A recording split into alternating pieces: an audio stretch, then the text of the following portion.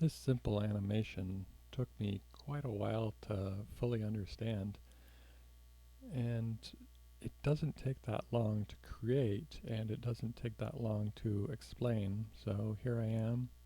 I'm going to try to explain what is going on in this animation. You might think that the animals are the difficult part. I got those for free from, I think it's David O'Reilly's Everything library. It's free, Creative Commons. So if you take a look here, all I did was, fix the colors from that library. Took me a while to figure that out, but if we go over here to shading, you can see that principled BSDF attribute color goes into base color, and then we've got this normal coming from this normal map, and that is it for all these three. So yeah, that's how these uh, these folks are done. This guy, just a simple low roughness cube with a bevel, right? So if you look here, I just added a bevel. The floor also mid roughness, so this did not get anything. You might think maybe it's the lighting, right? Point light, sun. So yeah, neither of these very interesting at all. They provide a little bit of lighting to these objects. The sky, on the other hand, is super cool. You might think it's just a flat color, but look at this. It's a full gradient from sky blue to sky blue.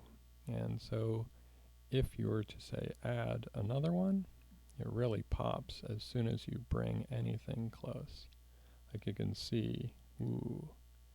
But then if we change that color, say yellow, you can see very quickly that it really changes. It changes the reflection on the top of this cube, which like you don't notice it until you're like, oh, purple. Now the cube top of this shiny cube.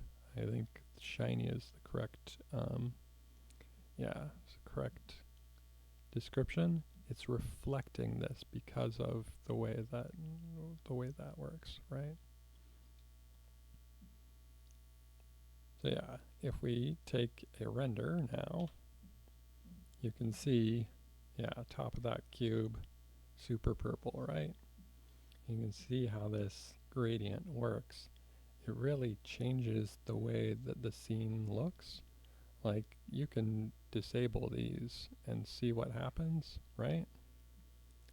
It gets ugly real quick. Like this is not, like, look at the reflection on the top of this cube. It looks like, it looks like a completely different cube.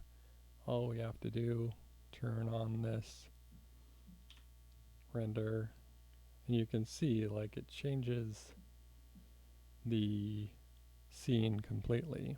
And so if we remove this purple and get the original effect, you can see that the gradient is really simple, right? Like you can just barely notice that this is, light, this is a little bit darker, but it changes the way that you see this scene quite dramatically.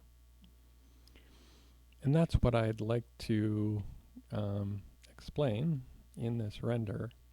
So we can actually view the render. I've figured out how to do that with OBS. Let's just view the animation here in Blender without rendering it. You can see that like it's very simple animation. We just animate the camera to take a look at what's going on. Now let's look at the render.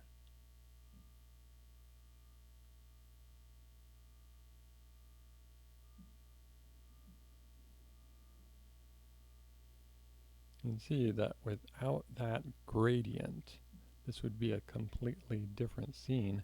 And if there was a seam in the middle of it, it would not look nearly as nice as it does.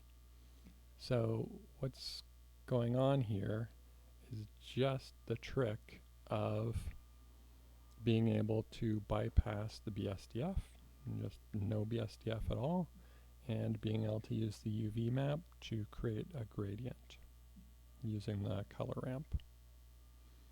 And the map range does have a value if you change, from max, right? It changes from where it goes. I'm just going to Control Z that so you can see that the gradient is being controlled by this map range if you change its values. And so control of the sky is really an important part of the way to do landscapes, right? And I think this will really help people figure out how to do this in their own scenes. Hope y'all enjoyed it as much as I did learning it. Took me forever. And that's how you learn things in Blender, bit by bit.